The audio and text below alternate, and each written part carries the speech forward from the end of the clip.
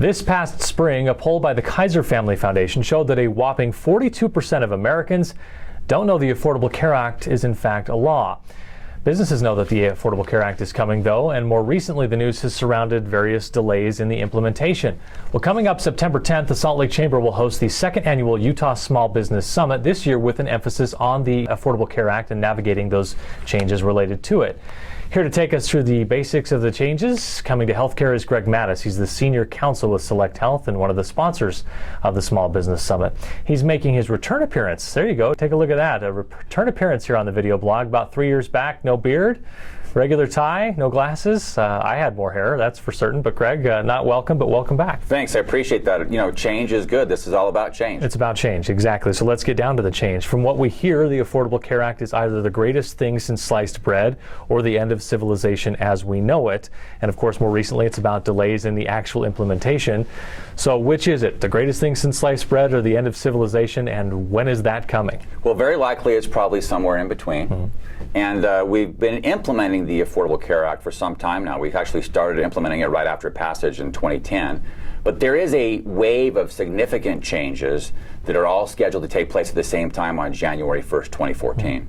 With such a big change coming, do the delays maybe give people a reason to stop and think about something they may not have given much thought to? You need public confidence if you're going to make a big change. Did the delays hurt that, do you think? Well, you know, I don't know about that. It's hard to say. I can tell you in some cases the delays were justified. This is very complex legislation, and there's probably a sense that they want to get it right and roll it out at the right pace to make sure that it's as successful as possible. Yeah. You've laid out 5 big changes that are coming as a result of the Affordable Care Act. Let's go through these 1 through 5, starting with number 1.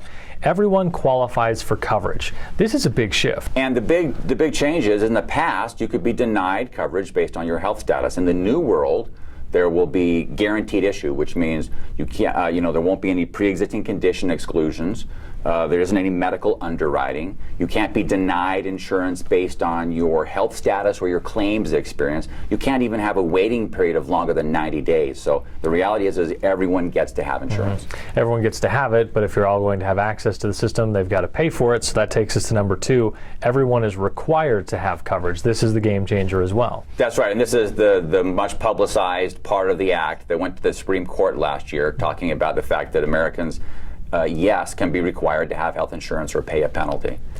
And that penalty is actually fairly modest at first. In this first year, it's not very significant at all, but it goes up over the next coming years until 2016. And that's really a bigger factor if the expense jumps a lot. For some folks who don't have coverage, we think generally of folks who weren't able to qualify for coverage, now they can buy it, whereas now there were a lot of healthy people in the population that just didn't buy health insurance, and that's a cost to them, something they have to factor into their budgets. That's true, and that contribution is what's going to hopefully be able to keep coverage affordable for everyone. All right, number 3 on the list, some people get financial help, and it's more people than you might think.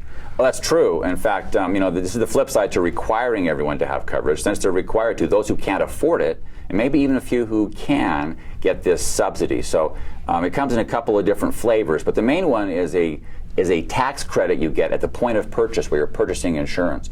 And it is actually available to people who don't have qualifying coverage through their employer, are not eligible for a public plan like Medicare, Medicaid, or CHIP, and who have an income between 100 and 400% of the federal poverty level. So to give you an idea, to your point about where the upper end of that, 400% of the federal poverty level for a family of 4 is $94,000. All right, number 4, coverage and costs are changing. How does that affect things?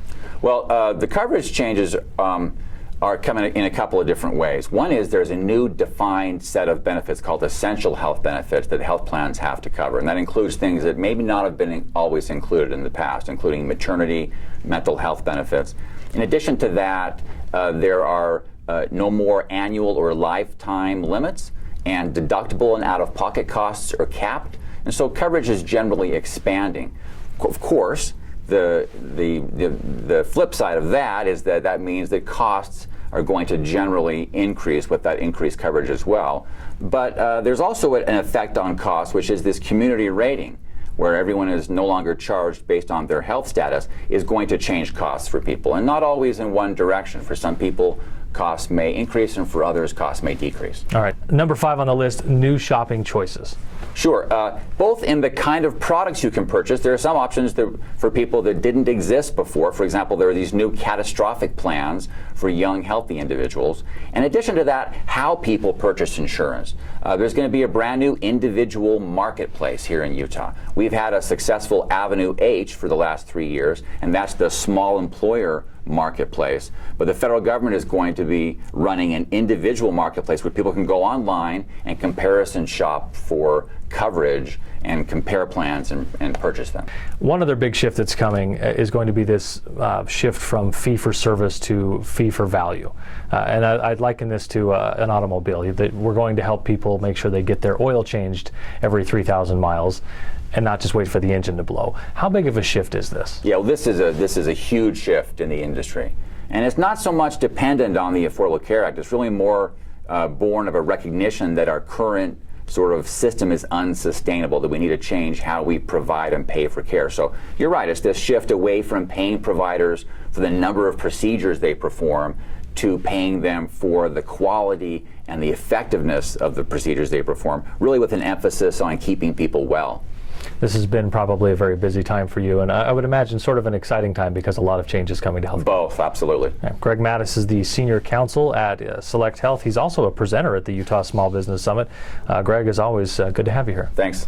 You can get more information on the healthcare changes and how they impact small business, as well as other great insight by joining the Salt Lake Chamber on September 10th at the second annual Small Business Summit with a focus on healthcare. You can register on our website at slchamber.com or just click the link below.